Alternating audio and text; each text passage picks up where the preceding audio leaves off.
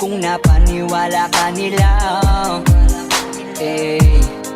Nawalan ng gana dahil sa mga naririnig sa kanila. Sabihin mang dati na yung nangyayari, hindi ka masisisi kung ayaw mo na. Bibitawan kita ng bukal sa loob pagkat mahal kita. Maglalakad nang hindi nakita kasama na humahabang. At sa pagbabalik mo ay hindi na ako mag-aabang. Wala na yung dating ngiti sa iyong labi, kaya ayoko nang muli na maibang. At tatanggapin ng totoong di ka na masaya.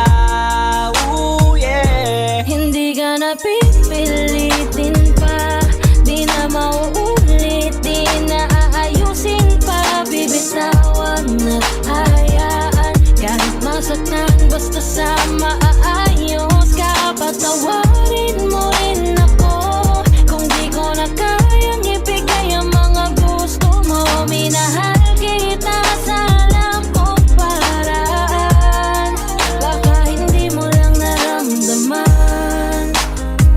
Eto na nga ba yung kinakatakot ko na mangyari?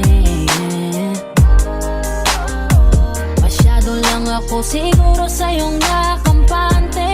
Akala ko ayos lang, biglang nagbago na lang. Di ka na nagparamdam, natitiis mo na.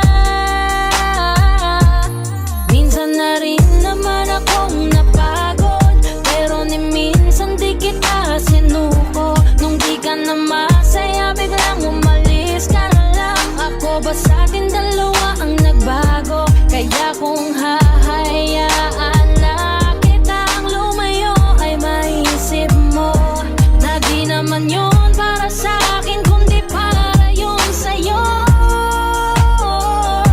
Hindi ka na pipilitin pa, di na mauulit, di na aayusin pa. Bibitawan at hayaan, kahit masaktan basta sa maayos ka. Patawarin mo rin ako kung di ko na kayang ibigay ang mga gusto mo. Minahal kita sa alam kong paraan, baka hindi mo lang naramdaman. Minado ako na may pagkukulang at pagbabago, mga rason para maging normal ating pagtatalo.